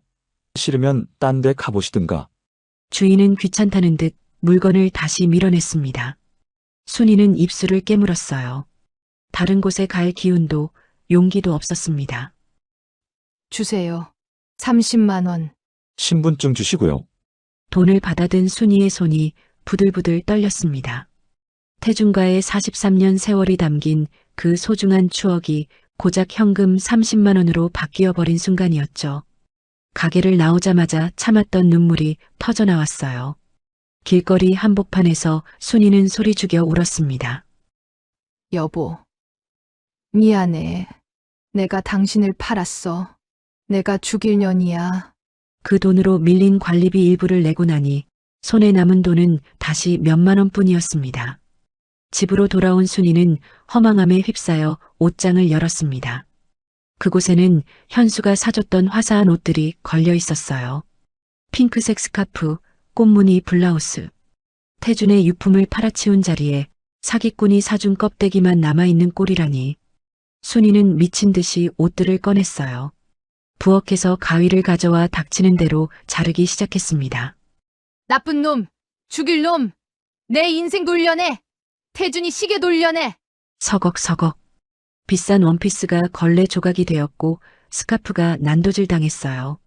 하지만 아무리 잘라내도 분노는 가라앉지 않았고 가슴속 구멍은 채워지지 않았죠. 옷가지들이 산산조각 난 거실 한가운데 순이는 가위를 놓고 털썩 주저앉았습니다. 잘려나간 핑크색 스카프 조각이 눈에 들어왔습니다. 순이는 저도 모르게 그 조각을 집어들었습니다. 그리고 가슴에 품었습니다. 현수 씨, 왜 그랬어? 나한테 왜 그랬어? 미움보다 더 끔찍한 것은 여전히 그 다정했던 거짓말이 그리운 자신이었습니다. 순이는 갈기갈기 찢어진 옷 무덤 위에서 짐승처럼 웅크리고 울었습니다. 분노보다 더 큰 그리움이 밀려왔습니다. 현수가 미웠지만 동시에 그리웠어요. 그와 함께 행복했던 시간들이 떠올랐습니다. 나쁜 놈, 정말 나쁜 놈. 순이는 찢어진 옷가지들을 껴안고 바닥에 주저앉아 한참을 울었어요. 왜 이렇게 미련이 남는 걸까요? 왜 이렇게 그리운 걸까요? 순이는 자신이 혐오스러웠습니다. 나는 정말 바보야. 이렇게 당하고도 그 사람을 그리워하다니. 찢어진 옷가지들을 안고 울다가 지쳐서 그 자리에서 잠들었어요. 잠결에 현수가 나타났습니다. 그는 순이를 보며 비웃고 있었어요. 순희 씨, 정말 바보네요. 그렇게 쉽게 속을 줄은 몰랐어요. 현수 씨, 왜? 왜요? 돈 때문이죠. 눈먼 돈 2억 3천이 제 발로 굴러들어왔는데 그걸 마다하는 놈이 세상에 어디 있습니까? 현수는 웃으며 돈다발을 흔들었습니다. 순이는 손을 뻗었지만 현수는 점점 멀어져 갔어요. 돌려줘요. 그건 내 돈이에요. 이제 제 돈이죠. 고맙습니다. 순희 씨, 덕분에 잘 쓸게요. 현수는 사라졌고 순이는 어둠 속에 혼자 남겨졌어요. 순이는 악몽에서 깨어났습니다. 온몸이 식은땀으로 젖어 있었고 심장이 미친 듯이 뛰고 있었어요. 꿈이었구나. 하지만 그 꿈은 너무나 생생했습니다. 현수의 비웃는 얼굴이 눈앞에서 떠나지 않았어요. 아침이 되었습니다. 순이는 바닥에 누운 채로 눈을 떴어요. 배가 고팠습니다. 순이는 냉장고를 열었어요. 순이는 된장통을 꺼내 뚜껑을 열었죠. 된장 표면에는 하얀 곰팡이 같은 게 살짝 피어 있었어요. 순이는 그 부분을 걷어내고 숟가락으로 된장을 떠냈습니다. 컵에 물을 따라 된장을 풀었죠. 갈색 물이 되어 컵 안에서 뭉게구름처럼 퍼져나갔어요. 순이는 컵을 들어 냄새를 맡았습니다. 비린내가 훅 끼쳐왔습니다. 오래된 된장 특유의 곰팡내와 섞인 비린 냄새. 순이는 얼굴을 찌푸렸지만 마실 수밖에 없었어요. 컵을 입에 대고 한 모금 마셨습니다. 텁텁하고 짠맛이 입안 가득 퍼졌어요. 목구멍으로 넘어갈 때 울렁거리는 게 올라왔지만 순이는 꾹 참았습니다. 살아야 해. 이렇게라도 살아야 해. 순이는 눈을 감고 된장물을 다 마셨습니다. 컵을 내려놓으니 속이 메스꺼웠지만 배는 조금 채워진 것 같았어요. 싱크대에 기대선 채 한참을 서 있었습니다. 몸은 음식을 원하고 있었지만 먹을 게 없었어요. 순이는 거실로 돌아와 소파에 앉았습니다. 창밖을 바라보니 햇살이 밝게 빛나고 있었어요. 아이들이 학교에 가는 모습이 보였고 사람들은 출근하고 있었습니다. 세상은 여전히 돌아가고 있었습니다. 하지만 순이의 세상은 멈춰 있었죠. 순이는 멍하니 앞만 바라봤습니다. 무엇을 해야 할지, 앞으로 어떻게 살아야 할지 알 수 없었어요. 그렇게 또 하루가 지나갔습니다. 순이는 아무것도 하지 않았어요. 그저 소파에 앉아 시간이 지나가기만을 기다렸습니다. 다음 날도 그 다음 날도 마찬가지였죠. 그렇게 순이는 나락 속에 갇혀 있었습니다. 희망은 벗겨졌고 남은 건 절망뿐이었어요. 나흘째 되던 날 순이는 거실 소파에 누워 있었습니다. 몸을 움직일 힘이 없었어요. 된장물만 마시고 버티던 몸이 더 이상 버티지 못하는 것 같았습니다. 머리는 지끈거렸고 눈앞이 흐릿했어요. 이대로 죽는 건가? 순이는 천장을 바라보며 생각했습니다. 차라리 이대로 죽는 게 나을지도 몰라요. 더 이상 아플 일도 괴로울 일도 없을 테니까. 그때 현관에서 초인종이 울렸어요. 택배입니다. 순이는 일어나려 했지만 몸이 말을 듣지 않았습니다. 소파에서 겨우 일어나 현관으로 비틀거리며 걸어갔어요. 현관문 손잡이를 잡으려는 순간 눈앞이 핑 돌았습니다. 순이는 균형을 잃고 바닥에 쓰러졌어요. 쿵! 머리가 바닥에 부딪히는 소리가 들렸습니다. 순이는 정신이 아득해지는 걸 느꼈어요. 태준아, 나 이제 너한테 가는구나. 그렇게 순이는 정신을 잃었습니다. 한참 후 순이는 누군가 자신을 흔드는 걸 느꼈어요. 엄마! 엄마! 정신 차리세요! 민철의 목소리였습니다. 순이는 눈을 뜨려 했지만 눈꺼풀이 무거웠어요. 엄마! 눈 떠봐요! 제발! 민철의 목소리에 절박함이 묻어났습니다. 순이는 간신히 눈을 떴어요. 흐릿하게 민철의 얼굴이 보였습니다. 철아. 엄마! 괜찮아요? 119 불러야 해! 민철은 핸드폰을 꺼내 119에 전화를 걸었습니다. 순이는 다시 눈을 감았어요. 구급차가 도착했습니다. 응급구조사들이 순이를 들것에 실었고 민철은 구급차에 함께 탔어요. 환자분 상태가 안 좋으세요. 영양실조로 보입니다. 언제부터 식사를 안 하신 거예요? 저도 모르겠어요. 며칠 전까지만 해도 괜찮으셨는데 민철의 목소리가 떨렸습니다.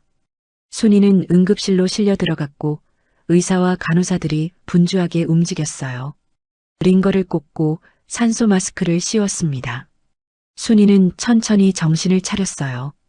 눈을 뜨니 하얀 천장이 보였습니다. 코끝을 찌르는 소독약 냄새와 규칙적인 기계음 소리. 순이는 무거운 눈꺼풀을 힘겹게 들어 올렸습니다. 흐릿한 시야 속에 두 남자의 모습이 들어왔어요. 엄마, 정신이 드세요? 민철이 순이의 손을 잡으며 물었어요. 그런데 잡은 손의 감촉이 축축했습니다. 자세히 보니 민철이 울고 있었죠. 평소 냉철하고 깐깐하던 큰아들이 아이처럼 눈물을 뚝뚝 흘리고 있었습니다. 철아. 엄마, 도대체 몸이 이게 뭐예요? 의사 선생님이 영양실조래요. 며칠을 굶으신 거예요? 그리고 발은 또 왜 이래요? 동철이 울먹이며 이불을 살짝 들쳤습니다. 순이의 발등에는 며칠 전 깨진 그릇 조각에 베인 상처가 골마 있었고 말라붙은 핏자국이 그대로 남아 있었습니다. 살이 쏙 빠져 앙상해진 팔목, 퀭한 눈, 그리고 상처투성이 발. 자식들은 그제야 알게 된 겁니다.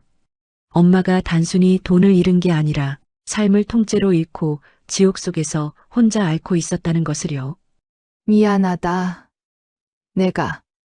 내가 돈을 다 날렸어. 순이는 갈라진 목소리로 힘겹게 고백했습니다. 너희 아버지가 남긴 2억 3천 사기당했어.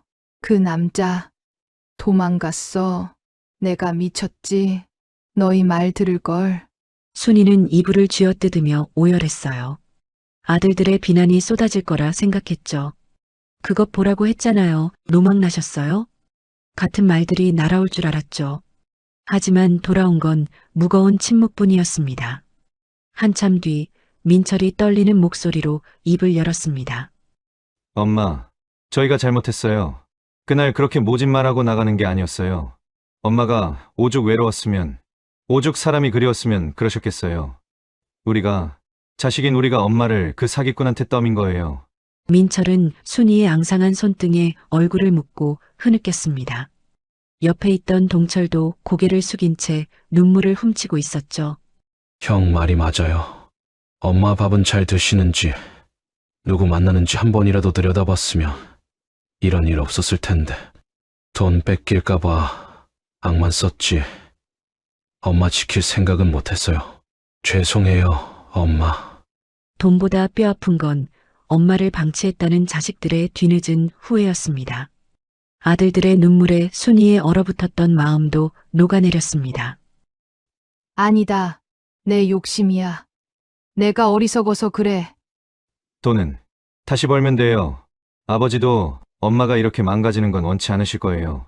그러니까 제발 다시는 혼자 아프지 마세요. 퇴원 후 돌아온 집은 달라져 있었습니다. 퀴퀴한 냄새가 나던 거실은 말끔히 치워져 있었고 텅 비었던 냉장고는 아들들이 사온 반찬과 과일로 가득 차 있었죠. 순이는 안방으로 들어갔습니다.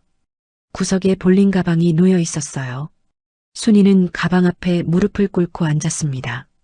지퍼를 열자 보라색 볼링공이 모습을 드러냈죠. 태준이 선물해 준 뒤로 수십 년을 함께 굴렀던, 이제는 여기저기 미세한 흠집이 가득하고 광택을 잃은 낡은 공이었죠. 순이는 공을 꺼내 무릎 위에 올려놓았습니다. 거친 표면을 천천히 쓰다듬었어요. 그래, 내가 죄는 아니지. 흠집투성이인 것도, 또랑으로 굴러간 것도 결국은 내가 던진 내 공인걸. 순이는 중얼거렸습니다. 순이는 남은 인생의 스트라이크를 꿈꿨죠. 화려하게 모든 핀을 쓰러뜨리는 완벽한 공을 던지고 싶었어요. 하지만 현실은 달랐습니다. 순이가 던진 공은 레인을 벗어나 또랑으로 떨어졌어요. 인생 최악의 또랑.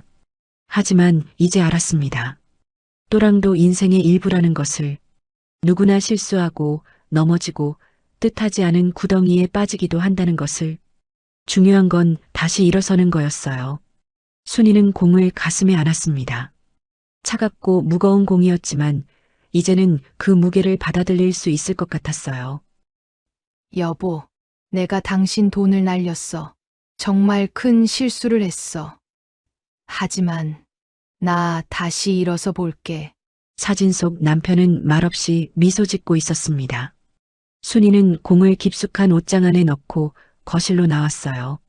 탁자 위엔 아들들의 마음이 담긴 두툼한 봉투가 놓여 있었습니다. 냉장고엔 아이들이 채워놓은 우유와 계란, 고기가 가득했죠. 순이는 계란 하나를 꺼내 팬에 올렸어요. 지글거리는 소리와 고소한 냄새가 집안을 채웠습니다.